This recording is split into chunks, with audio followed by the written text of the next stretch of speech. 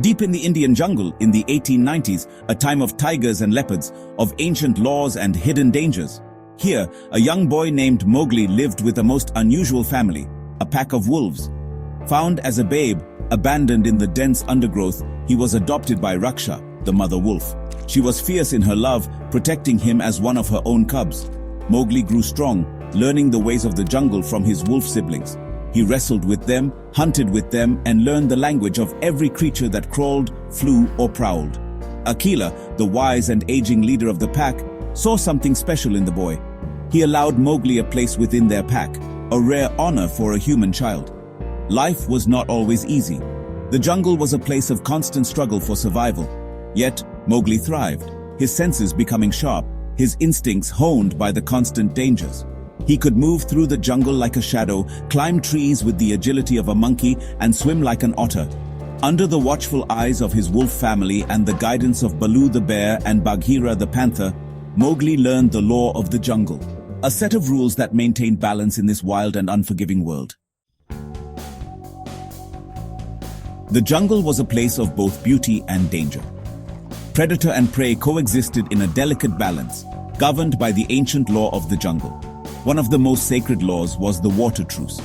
During the harshest droughts, when water became scarce, all animals, regardless of their place in the food chain, were forbidden from hunting at the waterhole. This time of peace was essential for the survival of all creatures. It was a time when old rivalries were put aside, and even the fiercest predators respected the sanctity of the truce. However, there was one creature who resented the law of the jungle: Shere Khan, the Bengal tiger. Shere Khan was a creature of immense power and cunning, feared throughout the jungle. He bore a deep hatred for humans, blaming them for the scar that marred his face. When he learned of Mowgli's existence, a human living among the wolves, his rage knew no bounds. Shere Khan saw Mowgli as a violation of the natural order, a threat to his dominance. He vowed to kill the boy, disregarding the ancient laws he was supposed to uphold. The jungle held its breath, sensing a darkness approaching, a storm brewing in the heart of the tiger. The drought tightened its grip on the land. The once lush jungle was now parched and dry, the air thick with dust. At the waterhole, tensions ran high. Animals, driven by thirst, watched each other with wary eyes. It was here that Shere Khan chose to make his move. He arrived at the watering hole, his massive frame radiating an aura of menace. His eyes, glowing like hot coals, fixed on Mowgli, who was drinking alongside his wolf brethren. The truce was shattered. Panic erupted as Shere Khan roared, announcing his intention to kill the man-cub. Bagheera, ever the protector, knew they had to flee. He urged Mowgli to run, leading him through a labyrinth of trees and vines. The jungle, usually so familiar, became a maze of shadows and rustling leaves as they desperately sought to escape the tiger's wrath. Shere Khan, however, was relentless. He pursued them relentlessly, his roars echoing through the dry trees. Bagheera, realizing the danger Mowgli was in, made a difficult decision.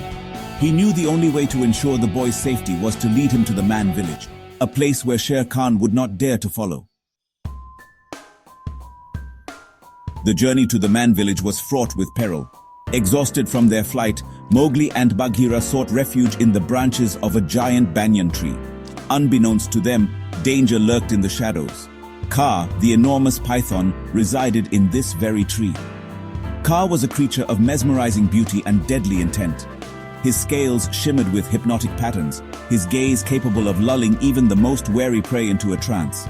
He sensed Mowgli's presence and saw in the boy an easy meal. Slowly, silently, Kaa uncoiled from his perch, his sinuous body moving with an almost supernatural grace. His voice, a low hypnotic hiss, wrapped around Mowgli's mind, drawing him closer, closer to the waiting fangs. As the boy slipped deeper into the trance, Kaa revealed visions of Mowgli's past. He saw his parents, fleeing through the jungle, a fire raging behind them. He saw the terror in their eyes, the desperation in their movements as they tried to protect their infant son. Then, the most terrifying image of all, the red flower, a symbol of human destruction, engulfing everything in its path. Just as Kaa was about to deliver the fatal strike, a booming voice shattered the hypnotic spell. Baloo, alerted by Bagheera, had arrived just in time. He charged into the clearing, his massive paws pounding the ground like thunder. Baloo, despite his love of peace and honey, was a formidable fighter when angered. He crashed into Kaa, sending the python reeling back in confusion. The battle was fierce, a whirlwind of claws and teeth, of roars and hisses. Mowgli, shaken free from the trance, watched in awe as Baloo fought to protect him. He had never seen the gentle bear so ferocious. Finally, with a mighty swipe of his paw, Baloo sent Kaa crashing through the trees, his defeat marked by the rustling of leaves and the snapping of branches. Safe from Kaa's coils, Mowgli was overcome with gratitude for Baloo's timely arrival. He realized that these two creatures, the bear and the panther, were not just his teachers, but his protectors, his family in the truest sense. They would stand by him, no matter the danger.